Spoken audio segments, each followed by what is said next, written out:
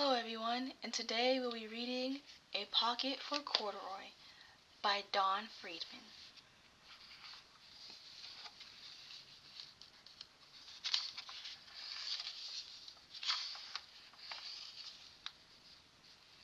Late one summer afternoon, Lisa and her mother took their laundry to the laundromat. Lisa carried along her toy bear, Corduroy. The laundromat was a very busy place at this hour. "Now, Corduroy, you sit here and wait for me," Lisa said. "I'm going to help with our wash."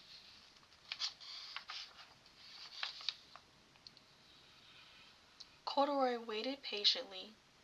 Then he suddenly perked up his ears. Lisa's mother was saying, "Be sure to take everything out of your pockets, Lisa dear. You don't want your precious things to get all wet and soapy." "Pockets?" said Corduroy to himself. "I don't have a pocket." He slid off the chair. "I must go find something to make a pocket out of," he said, and he began to look around. First he came to a pile of fancy towels and washcloths, but nothing was the right size or color. Then he saw a huge stack of colorful clothes in a laundry bag. "There ought to be something in there to make a pocket out of," he said. Without hesitation, he climbed inside the bag, which was filled with pieces of wet laundry. The dampness didn't bother Corduroy in the least. "This must be a cave," he said. "I've always wanted to live in a dark, cool cave." Later, when Lisa looked for her bear, he was gone. "Oh, Mommy," she cried, "Corduroy isn't here where I left him." "I'm sorry, honey," said her mother, "but the laundromat will be closing soon, and we must be getting home."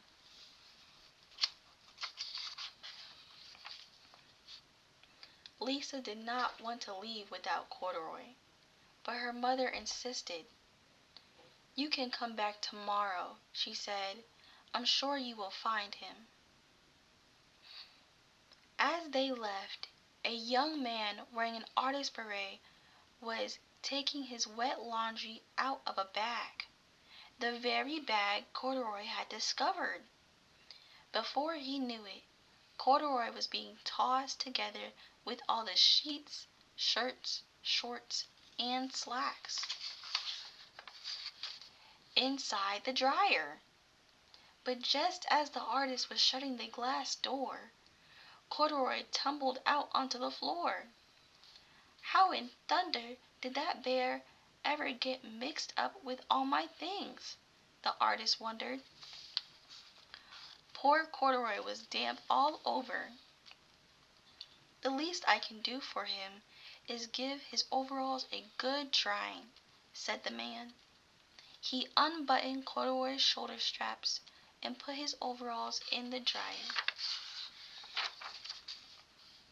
Corduroy grew dizzy as he watched the clothes spinning around, but the artist became inspired. "This will make a wonderful painting," he said as he took a sketch pad out of his pocket and began drawing the swirling colors. "I can hardly wait to get back to my studio." Finally, the dryer stopped whirling, and the man gathered up the clothes. Then he helped Corduroy put on his warm, dry overalls.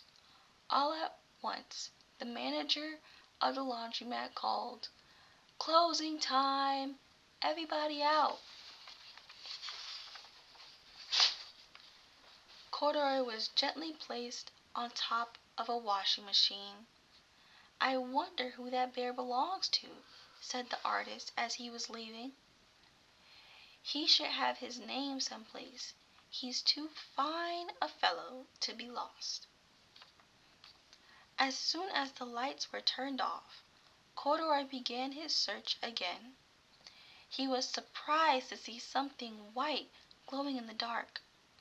"Maybe it's snow," he said. "I've always wanted to play in the snow." He accidentally tipped over the open-lidded box, and suddenly he was covered with soft, slippery soap flakes. Gradually, Corduroy began to slip and slide. "Oh, what fun!" he said with a smile. "I've always wanted to ski down a steep mountainside." He landed paws first in an empty laundry basket. "This must be a cage," he said, peeking through the bars. "I've never wanted to live inside a cage like a bear in the zoo." But by now, Corduroy felt drowsy, and soon he nodded off to sleep.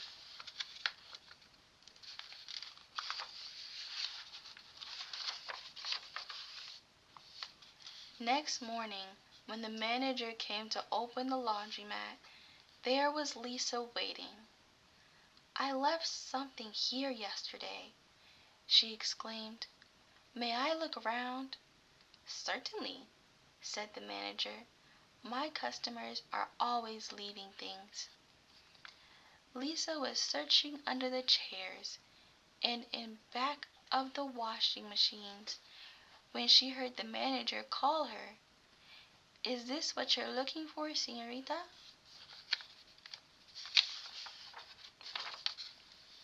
"Yes, yes, he's my best friend," shouted Lisa. She reached in and picked Corduroy out of the basket. "So this is where you've been, you little rascal," she said. "It's time I took you home." Lisa thanked the manager and ran down the street, holding Corduroy tightly in her arms. "I thought I told you to wait for me," she said. "Why did you wander away?" "I went looking for a pocket," Corduroy said. "Oh, Corduroy, why didn't you tell me you wanted a pocket?" asked Lisa. That very morning, Lisa sewed a pocket on Corduroy's overalls. "And here is a card I've made with your name on it for you to keep tucked inside," she said. "I've always wanted a purple pocket with my name tucked inside," said Corduroy, as he and Lisa nuzzled noses. The end.